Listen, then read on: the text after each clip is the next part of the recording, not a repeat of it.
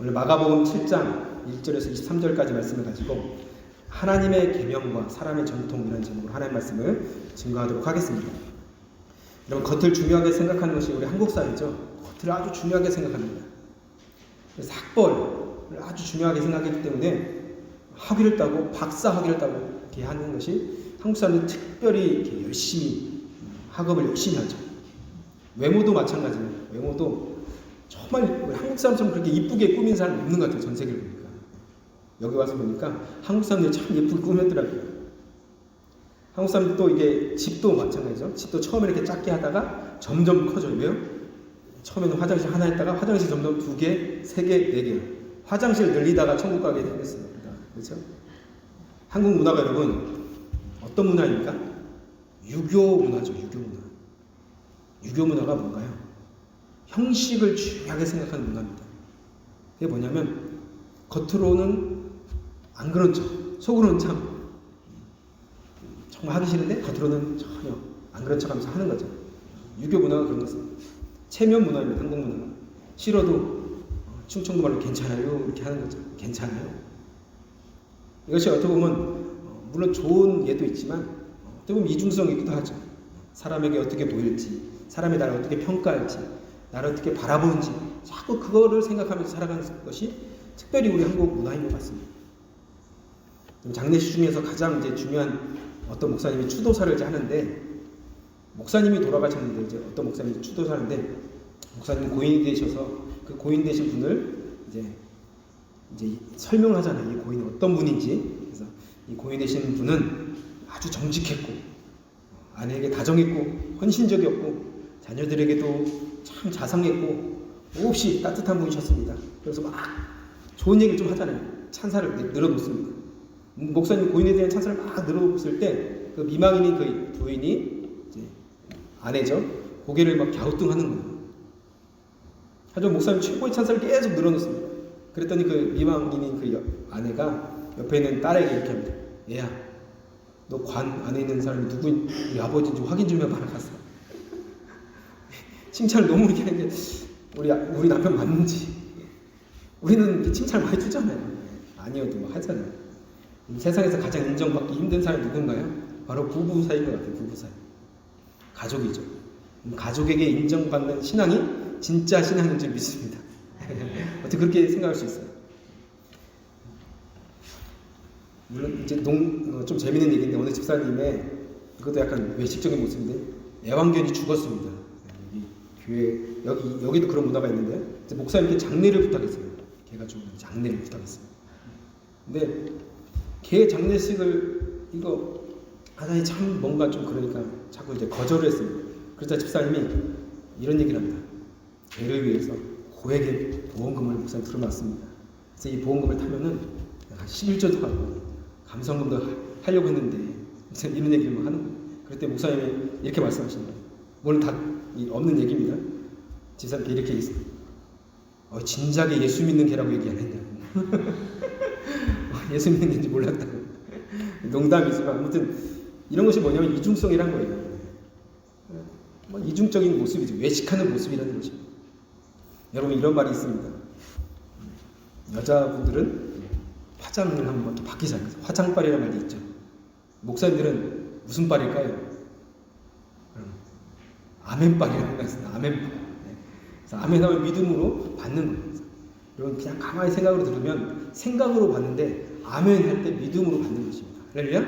하나님 말씀을 들을 때 아멘으로 믿음으로 받으면 우리 영이 받고 우리 마음 가운데 새겨지게 될 줄 믿습니다. 아멘. 그래서 말씀을 받을 때는 어디 있든지 간에 아멘. 크든 작든 목소리로 괜찮아요. 아멘. 아멘 이렇게 받으시면 그 말씀 계속 새겨지는 것입니다.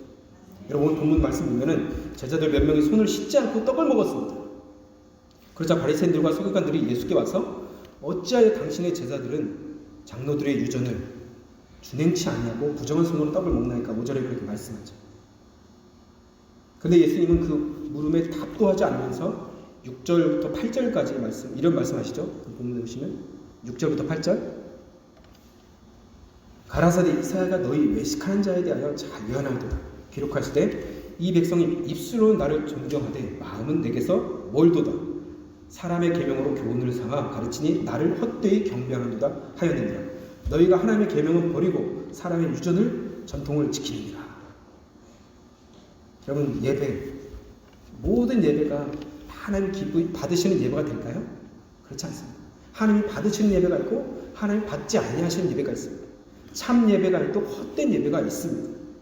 우리가 입술로만 드리는 예배는 하나님께서 받지 않으시죠. 우리 마음과 우리 삶의 모든 것을 하나님 앞에 드릴 때 하나님 그 예배를 기쁘게 받으시는 줄 믿으시기 바랍니다. 여러분, 그래서 찬양을 부를 때도 무슨 준비 찬양이 있는 것이 아니라 그 찬양부터가 하나님께 드리는 예배가 되어야 될 줄 믿습니다. 아멘. 그래서 말씀을 들을 때도 이 말씀이 나에게 오늘 주시는 주의 음성으로 들어야 되는 거예요. 네. 다른 사람이 나에게 주시는 주님의 음성으로 들을 때 그 음성이 나에게 성령의 음성으로 들려지게 될 줄 믿습니다. 아멘. 그래서 한 가지 예를 예수님께서 말씀하시는데 9절부터 13절까지 고르반에 대해서 말씀하세요. 9절부터 13절까지. 고르반이란 말은 레위기 1장 2절에 있는 말씀인데요. 한번 같이 한번 읽어볼까요? 고르반이 시작. 이스라엘 자손에게 구하여 이르라. 너희 중에 누구든지 여호와께 예물을 드리려거든 생축 중에서 소나 양으로 예물을 드릴지니라. 아멘. 여기서 예물이라는 이 단어가 고르반이라는 뜻이에요. 영어로도 오퍼링, 이제 드린다는 거죠. 드린 것.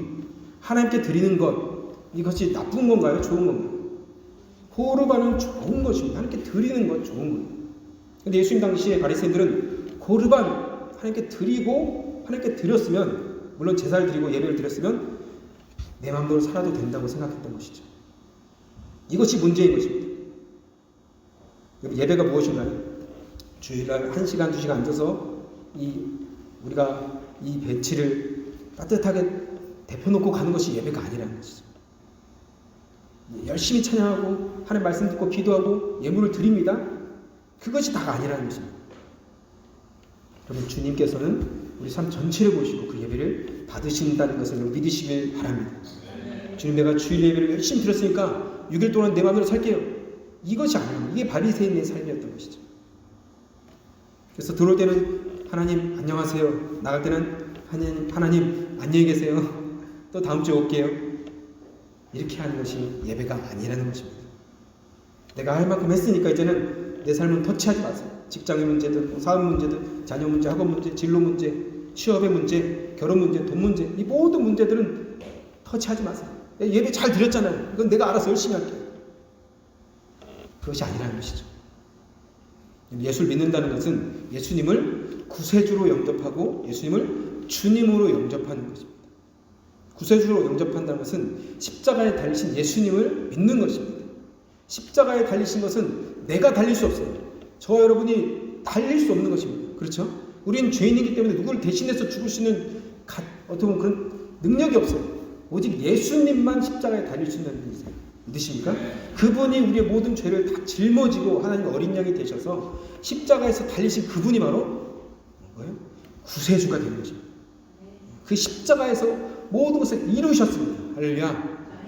그리고 우리가 그것을 믿어야 됩니다. 뿐만 아니라 십자가에서 죽으신 예수님은 3일 만에 부활하셔서 뭐요? 우리의 주가 되셨습니다. 이게 복음의 여러분 균형이에요. 십자가 달리신 예수님을 구세주로 믿을 뿐만 아니라 부활하신 예수님을 주님으로 영접하는, 주님이 뭐예요? 내 주인이라는 것이죠. 주인이 바뀌는 것입니다. 구세주로 영접한 것은 내가 십자가를 붙들고 자꾸 회개하고 거기서 끝나는 것이 아니라 이제는 부활의 그 주님을 나의 주님으로 모시고 영접하고 뭐예요?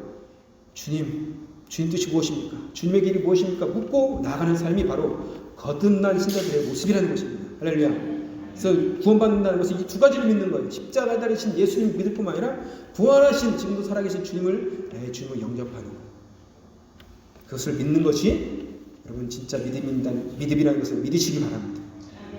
당시 유대인들은 부모를 공경하라는 10계명이 있는데 하나님께 고르반, 오퍼링 드리면 그것으로 끝 이렇게 했다는 것이에요. 부모께 효도하지 않아도 돼. 공경하지 않아도 돼. 이제 내가 하나님께 다 했는데 안 해도 돼. 이렇게 생각했다는 것이죠. 우리가 사람에게 잘못했을 때 보이는 사람에게 용서를 구하고 잘못을 고백하고 보상하는 것은 쉬운가요? 어려운가요? 보이는 사람에게. 어떤 게 더 쉬울까요? 하나님께 고백하고 하나님께 용서를 구하고 이것이 더 쉽나요? 사람에게 용서를 구하고 보상하고 정말 죄를 고백하는 것이 쉬운가요? 어떤 것이 더 쉬운가요? 하나님께 고백하는 것도 쉬워요. 이 자리에 나와서 하나님, 내가 그때 잘못했습니다. 용서해 주세요. 이거는 하나님께 고백하는 거예요. 고백해야 돼요. 그런데 그 다음에 사람에게 고백하는 거, 이건 정말 어려운 문제죠. 우리가 착각하는 것이 이것입니다. 우리는 열심히 예배하고 이 자리에서 회개하고 눈물을 흘리면서 회개하고 헌금도 하고 주님의 일을 열심히 봉사도 합니다. 그리고 다 했다고 우리는 이 자리에 떠나기도 합니다. 그리고 다른 사람에서 중보기도도 하죠. 근데 야고보서의 말씀을 보시면 행함이 없는 믿음, 행함 없는 기도는 죽은 것이다. 야고보서의 말씀에 그렇게 말씀하시죠. 기도했다면 행동해야 되는 거예요. 회개했다면 회개에 합당한 열매를 맺어야 되는 것입니다. 할렐루야. 우리 십자교회는 특별히 회개를 많이 또 기도하고 십자가를 많이 강조하는 교회잖아요. 그렇죠? 우리 모든 성도들이 당연히 그러겠죠? 근데 회개만 하면 거기서 끝나고 난 용서받았어. 난 너무 마음 평안해. 끝! 이것이 아니라 회개에 합당한 열매를 맺어야 될 줄 믿습니다. 아멘? 선교를 위해서 기도했다면 선교비도 보내야 되는 거예요. 가든지 보내든지. 그렇죠? 예수님은 우리를 사랑하신다고 말로만 하지 않으셨습니다. 예수님께서 십자가에서 죽음으로 그 사랑을 보여주셨습니다. 할렐루야. 이렇게 우리도 행함으로 서로를 사랑하는 것이 마땅한 줄 믿으시기 바랍니다. 이런 자들이 주님의 제자고 주님이 기뻐하시는 교회라는 것입니다. 이 자리에 함께 하시는 여러분들이 그런 기뻐하시는 제자, 교회가 되기를 주님의 이름으로 축복합니다. 아멘. 신앙생활은 한마디로 말하면 십자가예요. 십자가. 올해 우리 교회가 표가 그건데요. 하나님과 화목하고 이웃과 화목하자. 그러니까 십자가가 뭐예요? 십자가가 이렇게 돼 있잖아요. 위로는 하나님과 화목하는 거예요. 하나님 내 죄를 용서하시고 내 기도를 들으시고 내 예배를 받으시고 내 모든 하나님께 드리는 것이죠. 그리고 그것이 끝이 아니라 옆으로는 사람과도 화목하는 것이죠. 선한 열매를 맺어야 되는 것입니다. 할렐루야. 여러분 잘 아시는 영화 중에 미량이라는 영화 있지 않습니까? 전도연이라는 그 여배우가 여주인공인데 그 딸이 유괴되어서 살해가 됐습니다. 그렇죠? 아시는 분은 아실 거예요. 죽었어요. 유괴돼서 죽었는데 이제 그 유괴범이 잡혀서 결국 감옥에 갔죠. 감옥에 가서 이제 전도연이 너무 상처되니까 정말 예수님을 열심히 믿어서 막 구역 예배도 열심히 드리고 해서 막 마음에 치유가 막 됐어요. 그래서 막 그 마음 가운데 용서하려고 하는 마음이 딱 하나님 주셨어요. 그래서 용서하려고 이제 감옥에 그 살인범 있잖아요. 내 딸을 죽인 살인범을 용서하려고 이제 가는 거예요. 내가 당신 용서하면 이 얘기하려고 갔습니다. 근데 그 가서 딱 보니까 그 죄수가 아주 평안한 모습으로 이렇게 딱 앉아있는 거예요. 인자한 모습. 그래서 오히려 그 사람이 이런 얘기를 합니다. 감옥에서 예수를 믿고 내 죄를 다 고백해서 나의 용서를 받았습니다. 나는 지금 평안합니다. 난 천국에 갑니다. 막 이런 고백하는 겁니다. 전도연이 그 얘기를 듣는 순간 마음이 완전히 이제 뒤집어지는 거예요. 하나님을 향해서 막 분노하기 시작하는 그의 영화죠. 이래요. 여러분, 하나님과 그 문제가 해결됐다면 내가 혹시라도 문제를 일으켰던 그 사람에게, 내가 상처를 줬던 사람에게 혹시라도 그런 사람이 있다면 그 사람에게 가서 용서를 구하고 내가 회개의 열매를 맺는 것이 하나님의 뜻인 줄 여러분 믿으시기 바랍니다. 할렐루야. 여러분 성경에서 삭개오를 보십시오. 누가복음 18장 보시면 삭개오는 주님을 만나고 진짜 회개했을 때 어떤 모습으로 변화됐습니까? 예수님 만나고 진짜 회개하니까 자기가 가진 재산의 절반을 가난한 사람에게 나눠주겠어요. 즉시. 그리고 마지막 그 절반은 어떻게? 내가 혹시라도 부당하게 취한 재물이 있다면 4배로 갚겠습니다. 전 재산을 다 그냥 내놓았다는 것이. 물론 약간 극단적인 얘기일 수 있지만 회개라는 것은 그런 것입니다. 하나님께 회개했다면 사람에게도 내가 용서를 구하고 회개에 합당한 열매를 맺는 것이 진짜 회개라는 것입니다. 하나님께 사람에게 동일하게 하는 것이죠. 누가복음 3장 8절에 세례요한이 이렇게 얘기하죠. 그러므로 회개에 합당한 열매를 맺고 속으로 아브라함이 우리 조상이라 말하지 말라. 네. 할렐루야. 네. 우리가 살다 보면은 하나님께 1차적으로 죄를 짓지만 또한 사람들의 관계 속에서도 죄를 짓지 않습니까? 죄를 짓잖아요. 그러면 우리는 주일에 와서 하나님, 제가 누구누구에게 이런 죄를 짓습니다. 그러면 기도에 가서 막 열심히 또 기도합니다. 용서해 주세요. 그리고 우리는 입을 싹 닦습니다. 나 용서해 구했으니까 끝. 이것은 진짜 회개가 아니라는 것이죠. 진짜 회개는 단순히 죄를 뉘우치고 고백하는 거기에서 끝나는 것이 아니라 내 죄를 지은 당사자에게 가서 다시 용서를 구하고 내가 혹시라도 손해를 끼쳐다면 보상하는 것까지가 진짜 회개라는 것입니다. 진짜 회개는 죄를 멈추는 것에서 끝나는 것이 아니라 그래서 선한 일을 하는 데까지 가야 되는 것입니다. 할렐루야. 죄를 멈추는 것이 진짜 회개가 아니라 선한 일을 하는 것까지가 진짜 회개라는 것이죠. 산상수훈 말씀에 예수님의 말씀을 보십시오. 살인은 뭐예요? 형제를 미워하는 것도 살인이고 형제를 향해서 나가라 욕을 하는 것도 살인이라고 말씀하셨습니다. 그러면서 마태복음 5장 13절 24절까지 말씀 보시면 그러므로 예물을 제단에 드리다가 거기서 내 형제에게 원망 들을 만한 일이 있는 줄 생각나거든 예물을 제단 앞에 두고 먼저 가서 형제와 화목하고 구에 와서 예물을 드리라. 주님의 말씀이십니다. 아멘. 무슨 말인가요? 하나님은 예배를 드리기 전에 먼저 우리 관계 가운데 해결할 것이 있으면 그것부터 해결하고 와서 예배를 드리는 그 예배를 우리 주님은 받으신다는 것입니다. 믿으십니까? 예배 드리기 전에 혹시라도 그런 문제가 있다면 여러분 다 해결하시고 다 갚으시고 돌아올 때 그 예배에 강력한 하나님의 은혜가 임하게 될 줄 믿습니다. 가인과 아벨의 제사를 보십시오. 누구의 제사를 주님께서 받으셨습니까? 창세기 4장 4절부터 5절까지 말씀해 보시면 아벨은 자기도 양의 첫 새끼와 그 기름으로 드렸더니 여호와께서 아벨과 그 제물은 열납하셨으나 가인과 그 제물은 열납하지 아니하신지라. 가인이 심히 분하여 안색이 변하니. 어떤 사람은 하나님은 고기를 좋아해서 고기를 받으셨다. 아벨의 제사를 받으셨다. 물론 또 약간 농담처럼 얘기도 하지만 성경에 자세히 보면 아벨과 그 제사를 받으셨다. 이렇게 성경은 분명히 기록하고 있죠. 아벨과 그 제사, 가인과 그 제물. 할렐루야. 예배는 여러분 예배하는 이 모습을 하나님께서 이 모습만 받으시는 것이 아니라 예배하는 여러분과 예배 장소에 드린 그 예배를 같이 받으신다는 사실을 꼭 기억하시기 바랍니다. 예배하는 여러분과 저와 여러분과 예배하는 이 모습을 같이 받으시는 거예요. 예배하는 이 자리에서 그 모습만 받으시는 것이 아니라 그렇기 때문에 예배는 먼저 우리 자신을 드리는 것입니다. 내 자신을 먼저 드려야 돼요. 내 자신을 드리지 않으면서 예배하고 입술만 예배하고 형식적으로만 예배한다고 하나님께서 예배 받으셨어. 오늘 예배 잘 드렸어. 오늘 행사 잘 마쳤어. 그것은 온전한 예배가 아니라는 것입니다. 예배는 나와 우리 이 예배를 이 1시간, 2시간 예배를 이렇게 드릴 때 하나님께서 나와 이 예물을, 이 제물을 같이 받으신다는 사실을 꼭 기억하시기를 주님으로 축복합니다. 아멘. 그런데 바리새인들은 그 제사, 예배는 잘 드렸어요. 아주 형식에 맞춰서 아주 100% 퍼펙트하게 드렸는데 자신은 전혀 드리지 않았다는 것이죠. 이렇게 살 때 이상한 종교인이 된다는 것입니다. 예배는 열심히 드렸는데 전혀 배려되지 않는 열매가 없는 이중적인 종교적인 모습이 된다는 것입니다. 예수님은 왜 유대인들이 이런 이중성을 가졌는지 이 종교적인 모습을 가졌는지 그 근본적인 이유를 14절부터 23절까지 길게 설명하십니다. 한마디로 말하면 밖에서 안으로 들어가는 것이 그 사람을 더럽게 했기 때문에 더럽게 한 것이 아니라 안에서 밖으로 나오는 것이 그 사람을 더럽게 했기 때문에 라고 우리 주님 말씀하십니다. 18절부터 23절을 볼까요? 한번 같이 한 번 더 읽어보겠습니다. 18절부터 23절까지 시작. 예수께서 이르시되 너희도 이렇게 깨달음이 없느냐? 무엇이든지 밖에서 들어가는 것이 능히 사람을 더럽게 하지 못함을 알지 못하느냐? 이는 마음으로 들어가지 아니하고 배로 들어가 뒤로 나가느냐? 이러므로 모든 식물을 깨끗하다 하시느냐?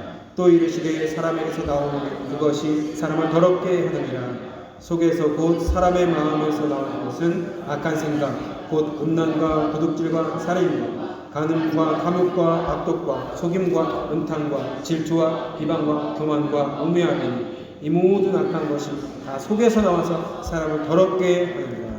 아멘. 지금 예수님은 육체를 말씀하시는 것이 아니라 마음과 영을 말씀하시는 것입니다.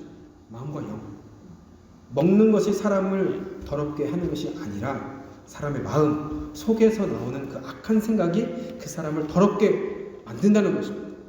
21절을 보시면 사람의 마음에서 나오는 것이 뭐예요? 그 악한 생각에서 그 뿌리에서 악한 생각에서 이 뿌리가 결국 올라와서 열매를 맺는 것이 뭐예요? 곧 음란, 온다는 걸 알고 쭉 나오는 그것이 열매라는 것이죠. 그럼 이 악한 생각이 어디서 나올까요? 어떻게 나올까요? 그 열매들이 오늘 성경에 나와 있습니다. 음란과 도적질, 살인, 간음, 탐욕 쭉 하면서 교만과 그 모든 것들 그 열매로 나타난다는 것입니다. 여러분 어떤 것들이 밖에서 나와서 사람을 더럽게 합니까? 그게 보이지 않는 우리 마음에서 나오는 그것이 바로 사람을 더럽게 한다는 것입니다. 보입니까 근데? 그 마음이? 알 수 있어요. 근데 말을 통해서 나온다는 것이죠. 말을 통해서. 그래서 신앙생활은 어떻게 보면 말로 하는 거예요. 말로. 말을 잘 해야 됩니다. 믿음의 말을 해야 됩니다. 할렐루야. 하나님이 주신 말씀을 가지고 말을 해야 되는 것이죠. 기도하고 말을 해야 되는 것입니다. 그 마음에서 나오는 그것이 어디요? 말로 나온다는 것입니다. 말로. 예수님이 병자를 고치실 때 그냥 지나가시면서 이렇게 말씀하셨으니까 너도 낫고 다 나서라 그냥 다 일어나라 이렇게 하지 않으셨어요. 예수님 반드시 병을 고치고 귀신을 쫓을 때도 그렇습니다. 네가 낫고자 하느냐? 그럼 뭐예요? 아멘. 내가 낫고자 합니다. 말을 하게 하신 거죠. 무엇 하여 주길 원하느냐? 눈을 뜨길 원합니다. 말하게 하셨다는 거죠. 내가 믿으면 하나님의 영광을 보리라. 제가 믿습니다. 내가 믿습니다. 내가 낫고자 합니다. 우리 말이랍니다. 말. 마음에 있는 것을 말하게 하시는 하나님은 그 능력. 말한 대로 믿음대로 될 줄 믿습니다. 예수님이 병자들을 고칠 때 이렇게 하셨다는 것입니다. 그래서 우리의 말은 그냥 말이 아니라 믿음의 사람의 말은 영입니다. 영적인 권세가 있는 것입니다. 믿으십니까? 우리의 말로 영적인 세계가 움직이는 거예요. 우리가 기도할 때 여러분 영적인 세계가 움직인다는 것입니다. 여기서 기도하지만 선교제에서 열매가 맺혀지고 여기서 기도하지만 한국 땅의 교회들이 이 땅의 우리 다음 세대들이 변화되게 될 줄 믿습니다. 우리의 입술에 하나님의 그런 권세를 주시는 줄 믿습니다. 어둠이 떠나가고 우리가 어둠을 향해서 선포할 때 하나님께서 영광 받으시고 이 땅을 고쳐주시고 회복시켜 주시리라 믿습니다. 요한복음 6장 63절에 보시면 살리는 것은 영이니 육은 무익하니 내가 너에게 이르는 말이 영이요 생명이라 우리 주님 말씀하셨죠. 우리 주님 말하는 모든 것은 영이셨습니다. 생명이셨어요. 우리도 그렇게 말할 때 우리가 말하는 모든 것들이 영적인 권세가 나타나고 생명을 주는 말이 되어야 될 줄 믿습니다. 할렐루야. 예수 믿는 사람들은 말을 잘해야 돼요. 믿으십니까? 우리의 말은 영입니다. 영. 여러분이 저주하면 저주를 받는 거예요. 심지어 아브라함이 그렇게 그랬잖아요. 네가 저주하면 저주를 받고 네가 축복하면 축복할 것이다. 예수님 믿는 사람 우리에게도 그런 권세를 주신 줄 믿으시기 바랍니다. 할렐루야. 한국 사회는 여러분 비난하고 시기하고 질투하고 이런 거 참 많은 것 같아요. 이것이 어디서 올까요? 마귀에게서 오는 것입니다. 하나님의 성품은 감사하고 찬양하고 믿음의 말을 하는 것입니다. 할렐루야. 할 수 있어. 하면 돼. 믿고 하면 돼. 한번 해보자. 하나님 힘 주실 거야. 하나님 함께 하실 거야. 길이 막히면 다른 길을 예비하셨어. 할렐루야. 우리 자녀들을 그렇게 선포해 주시기를 축복합니다. 이렇게 말할 때 주님께서 그 믿음대로 행하실 줄 믿습니다. 다윗을 보십시오. 다윗은 쫓겨다니면서도 하나님을 높이고 찬양하고 감사하고 주님 앞에 부정적인 말을 전혀 하지 않았어요. 그럴 때 그 믿음대로 되게 하셨습니다. 우리 안에도 모든 부정적인 것들이 다 사라지기를 주님으로 축복합니다. 마지막 말씀을 맺을 텐데요. 재밌는 얘기입니다. 우리 아이들에게 몇 번 해줬는데 이소부와의 박쥐 이야기가 있습니다. 어머니들 혹시 아실 텐데 하루는 동물왕국과 새들의 왕국이 싸움을 했습니다. 그런데 동물왕국이 이기니까 박쥐가 사자에게 가서 날개를 감추고 사자님 저는 쥐예요. 그러면서 이렇게 걸어다니까 저는 동물이죠. 그래서 동물 편이에요. 그래? 야, 너 동물이네. 날개도 없고. 그래, 너 쥐야. 너는 우리 동물 편이야. 근데 전세가 역전돼서 막 이제 새들이 막 이긴 거예요. 그래서 이 박쥐가 딱 가만 보니까 새들이 이기고 독수리가 왕이잖아요. 독수리에게 가서 독수리님, 저는 이렇게 날개가 있어요. 박쥐가 날개를 펼쳐보면서 저는 새들 편입니다. 그래? 넌 새구나. 거기까지 좋았어요. 그런데 갑자기 평화가 왔습니다. 우리 평화를 맺자. 그러더니 이제 다 같이 만났잖아요. 어색하겠죠. 사자와 독수리가 화해를 했습니다. 둘이 한 편이 됐습니다. 그러자 박쥐는 어느 편에도 서지 못하고 동굴 속에서 평생 숨어서 살았다는 슬픈 얘기입니다. 참 슬픈 얘기죠. 여러분 박쥐의 영성을 가지면 안 됩니다. 하나님 편에만 서시기를 축복합니다. 세상에 갈 때는 세상 편, 이 사람 편, 저 사람 편, 저 말 듣다가 저 말 듣다가 이것이 아니라 교회에서도 하나님 편이라고 얘기했으면 세상에 나가서도 가정에서도 어디에 있든지 간에 나는 주님의 편입니다. 하나님 편에 서겠습니다. 여호수아 말한 것처럼 나는 주님 편에 서겠습니다. 담배 선포할 때 하나님께서 그 믿음의 말을 듣고 우리 삶을 책임지시고 임마누엘 하나님께서 우리와 함께 하실 줄 믿습니다. 그래서 예배는 우리가 이곳에서 드리는 이 시간도 정말 중요하지만 세상 가운데서 나갈 때 그 말하는 한마디 한마디를 하나님께 다 받으시고 그 삶을 통해서 받으실 뿐만 아니라 이 예배를 같이 받으시고 그 예배를 하나님께서 기쁘게 받아주신다는 것입니다. 7월 한 달 동안 우리 같이 함께 예배 드릴 때 하나님께서 이 회개에 합당한 열매를 맺으시면서 한 주 동안 잘 사시다가 이 주일 예배를 딱 드릴 때 하늘문이 이곳에 열리게 될 줄 믿습니다. 이곳 가운데 성령의 능력이 충만하게 임하시기를 주님으로 축복합니다. 아멘.